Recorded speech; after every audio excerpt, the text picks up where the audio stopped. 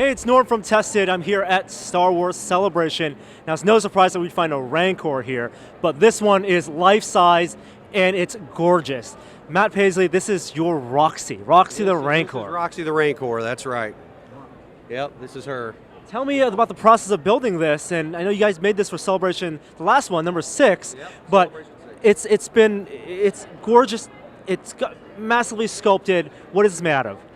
Roxy's made out of a 1-pound EPS sculpting foam, and Roxy breaks down into 8 pieces. Her head, 2 arms, her claw, 2 legs, the body, and the tail. The tail being the newest piece that we've disassembled. How did about 1,000 pounds? How did this project start? Why did you decide to build a Rancor? The Roxy came to birth around 2012 at Celebration 6 in Orlando, Florida, and it was around a party that I organized called the 501st Bash, and it was held at the Rosen Center in Orlando, and it was themed Jabba's Palace for about 2,000 people, and I had Jabba, and I needed a Rancor, so I wanted to do a head and an arm like busting out of the wall for just to top off the theme of the event.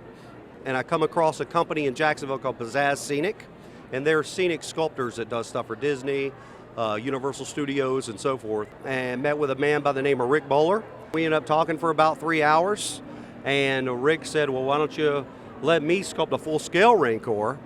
And that's how it was birthed.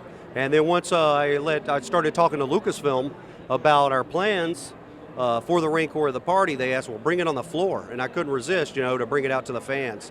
And ever since then, she's been traveling everywhere for people, and she's kind of become her own being, if you so to say. And now Roxy goes around. People got an attraction to her. We've got with different charity groups like Humane Society, some anti-bullying groups, some cancer awareness. This weekend we've partnered with UNICEF, Force for Change, to help kids worldwide. But she's raised tens of thousands of dollars for charity. We don't charge her photos or anything, but the money and the change that she's making in the world today is amazing. That's awesome. In building this and making it like the Rancor in Jedi, that one was a stop motion puppet.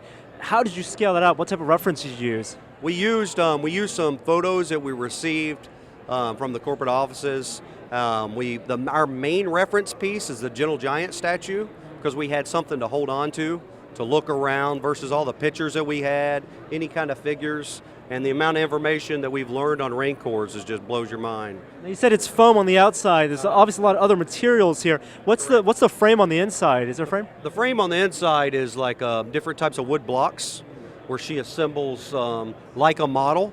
The hand, the claw that you see here, and the arm on the other side are fiberglass. She's been to Star Wars weekends at Disney, multiple conventions and museums and so forth.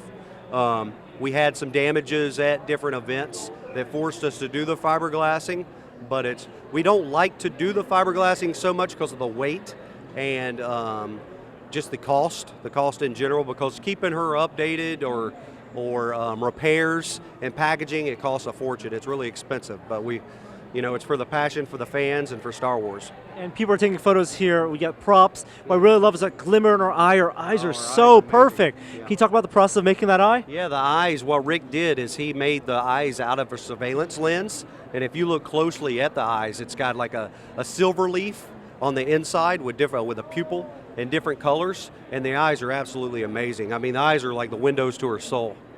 Would you ever want to mechanize her?